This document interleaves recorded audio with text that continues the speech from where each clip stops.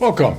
I'm Richard HAASNOOT, and this episode is part of the Advanced Wisdom series, where I share wisdom with you from three of the greatest God-realized enlightened avatars, Krishna, Jesus, and Paramahansa Yoganandad. In this particular episode, I'm going to be sharing with you quotes about having heart, living, and love. So let's get into these quotes. The first quote is, "There is a magnet in your heart that will attract true friends. The magnet is unselfishness, thinking of others first.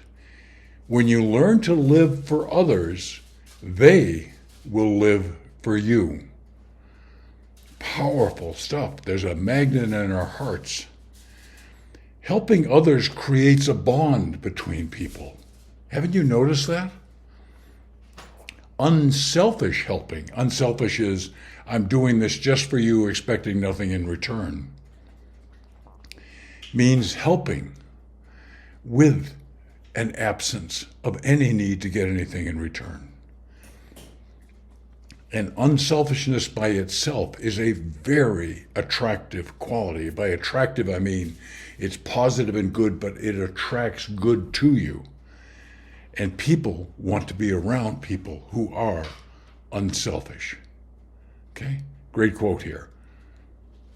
The next quote is, "When you learn to live for others, they will live for you." Has some similarities to the previous quote, but when you learn to live for others, they will live for you. And this is tied to something that I've known for a long time. The most successful leadership model in any type of environment virtually is what's called servant leadership. When I became a servant leader as a business executive, I went from going to people on my team and saying, "Hey, this is what you can do to help me," to walking in the room and saying, "How can I help you be more successful?" It just turns it inside out, okay? And when you serve others unconditionally, it is a very attractive quality, okay? Again, when you learn to live for others, they will live for you. A great quote. Next quote, "Be afraid of nothing. Hating none, giving love to all, seeing his presence, feeling the love of God, and having but one desire, for his," referring to God, capital H, "constant presence in the temple of your consciousness. That is the way to live in this world." So let me do this again. There's a lot in here.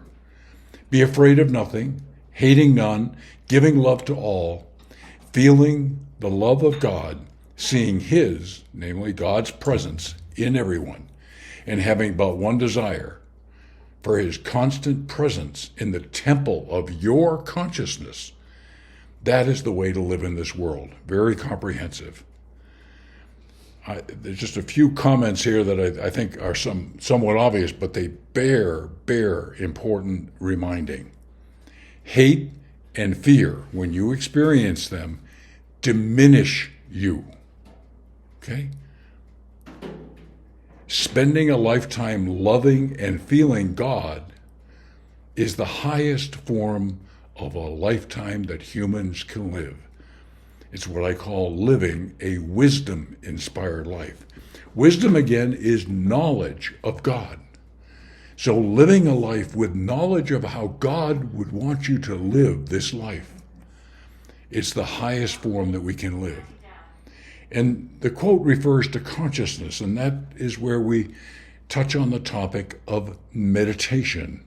Meditation is the way that we calm down, become more self-aware, but gradually expand our consciousness more and more expansive as we get to know God better and better, and then use those understandings to live more of a wisdom-inspired life. Okay, a lot here. You may want to go back and re-listen to this episode because there's a lot of good stuff here. Again, this is wisdom from Krishna, Jesus, and Paramahansa Yoganandad. Again, my goal with this advanced wisdom series is to help you live more of a wisdom-inspired life. I hope I've made a small contribution to that in this episode. Thank you very much for watching this episode, and I look forward to reconnecting with you soon. Thank you.